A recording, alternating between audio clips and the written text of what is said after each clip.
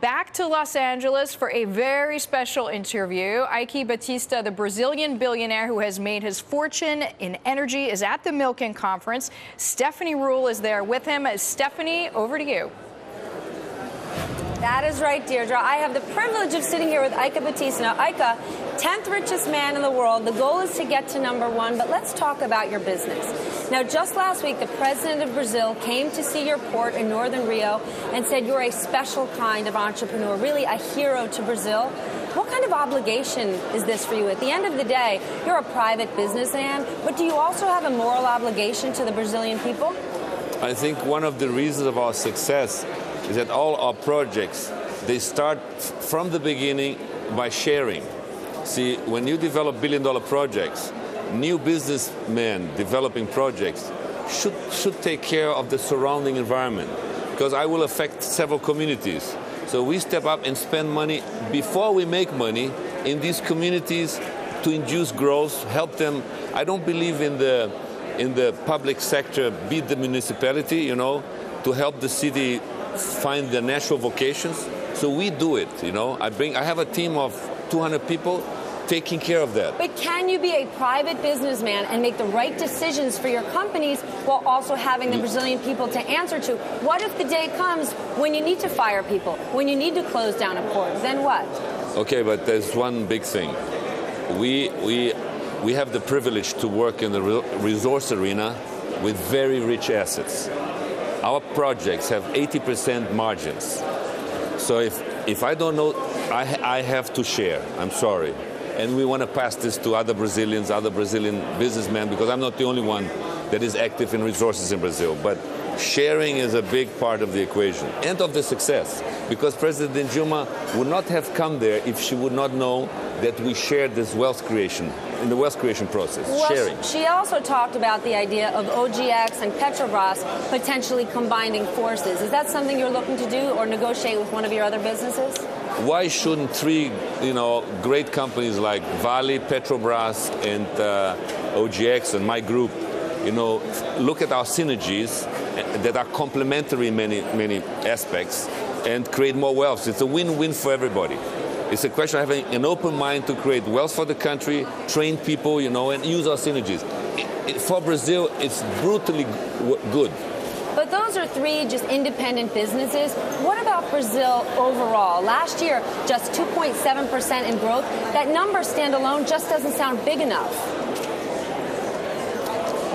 We live in a Brazil has gigantic pent-up demand.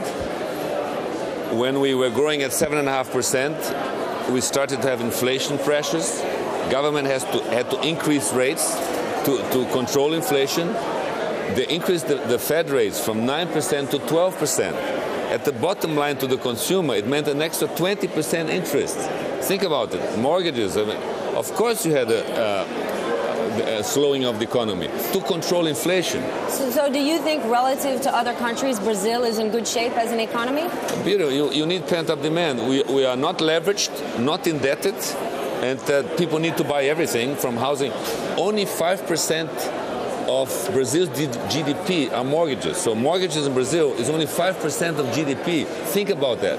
It's probably one of the most unleveraged countries in the world. Banks make 25% on equity in Brazil. They hide profits. Well, could we talk about commodity companies in Brazil, specifically mining? It's getting more difficult to do their business there. Hard to get licensed. There's a shortage of supply and skilled workers. Could they lose their competitive edge to other countries like Australia right now?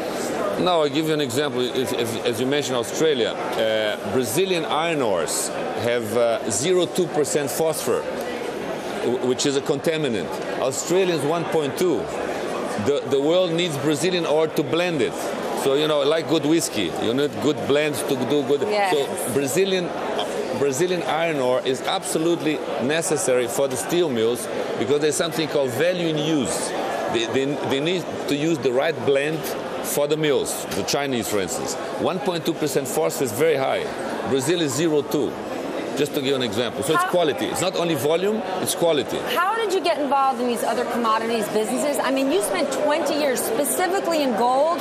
Why diversify yourself if you have an expertise that's not just working, but it's working in a very big way? Yeah, when I was younger, I followed gold mines like a mule because the bank. Like a mule? Like a mule, yes. A very smart mule. Yes, smart mule, yes, but a mule.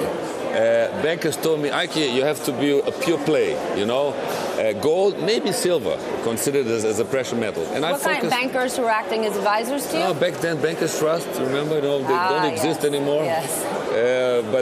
And many others. I don't need to tell the names, but many. I mean, everybody who advised my gold company. And they said you should just stay in gold and maybe into silver? Yes, and my board too. So, you know, I was there, okay. Probably they're right. Before I looked at the banks, as that they were on the top of the food chain, you know, and they were dictating the rules. So I said I better follow them because I need a lot of resources for South America, money, to fund my operations. So I depended a lot on them. Today is the opposite. I mean, we show how we want to do it. So are banks providing any sort of funding, or have you gotten so big you don't need anybody's funding? You are the funding source. Yeah, no, we are partially the funding source, and we're quoted by all the banks because our projects, we invest in $50 billion in the by 2020, and with 80% margin businesses. And we have found $1.5 trillion in assets. $1.5 trillion in assets: oil, gas, iron ore, gold, coal. So here with Eike Batista at the Milken conference. Now, Eike, we know you sold just over 5% of a stake in EBX to Mubadala, and you have another $1 billion stake to go. You've recently been in Qatar. We would love to know who exactly are you selling to and when? I wanted to meet the Emir of Qatar. So that's the only reason you went? Well, it's a nice man. Who could you be selling the stake to? And why do you want to sell? No, we just wanted to have maybe an extra stamp by investors because, you know, the market it's funny. Sometimes they demand, we like to have the structure audited. And when somebody like Mubadala comes in, the world knows how deep they go into the auditing process. And I love to be audited. I love transparency. So in a way, it's an extra way to show transparency to what we do. So for this next stake, would you want to be with a sovereign wealth fund? Also. Yeah, but it could be industrial groups, heavy industrial groups, because they see that, you know, Brazil has created this national content rule for many sectors, especially the naval industry. And so everybody who produces heavy equipment are moving their factories to Brazil to fulfill that content into our superport. Now, do you also want to do this, though, because it monetizes the investment for you? Many of your companies are still developing, and we know you've said 2015 you would like to be the world's richest man, and right now you're a good bit behind Carlos Slim. By selling stakes like this, does this help you build your cash pile and get you closer to that #1 position? Part of it, absolutely. But see, as I said before, you know, with $1.5 trillion in underlying assets, with 80% margin, just give me the time. Let me work, please. And do you still think 2015 you could be the world's richest man? I don't think if it's 2016 it'd be very bad. So. But why do you need to be #1? You seem very much to be goal-oriented. If you were number 4, 5, 6, or even 82, that's still a massive achievement. You know, Brazil lost 2 generations of Brazilians to the crisis between 84 and 97. Brazil probably paid $150 billion in extra risk spread. The rating agencies put Brazil at the same level of Nigeria, and today it's better than Germany. So this distortion provoked we lost 2 generations, and I feel I want to help. I want to spend money with hospitals, with the universities, in a big way. But you could do that if you were number 10 or 11. Why is it you have these goals? When did you start? If I said, Eike, when you were 10 years old, did you have a goal? Was there something you said, I need to achieve? Yes, I suffered a very heavy asthma. Asthma? Asthma, yes. And I couldn't breathe. And so my mother threw me into a cold swimming pool. And so I cured my asthma through discipline. And I saw that you can achieve things by performing, and this is part of my DNA. Has become part of my DNA. And that's I'm when very it started for you? Yes, I think it's one of the roots. And then when I was 18, or between my 12th and my 18th Birthdays. I had this quest for independence, financial independence, like most human beings in the world, no? Now, when you compare the way you do your business and how outspoken you are to other people in your position, you're very public. I mean, you've taken to Twitter, you tweet all the time, you have almost 1 million followers. Why would you be so outspoken? Isn't it a risk of a man of your wealth and stature to put themselves out there so much? Listen, if you have a message to pass on and you think you can teach a generation of Brazilians to become entrepreneurs also, because we are the really creators of wealth, okay? And Brazil, we're living the Brazilian dream, copied, Brazilians always aspire to the American dream. You want Brazilians to have their own American dream? Yes. And are you the person who embodies that? Yes, in a way. Now, you say on Twitter that you encourage people to send their resumes, to give ideas. Do you actually hire people through Twitter? Absolutely. Yeah? Yes. Well, we got the resume. I have in our human resource department 250,000 CVs. That you got off of Twitter? No, not all from Twitter, but because of what we represent in Brazil, or what the companies are doing.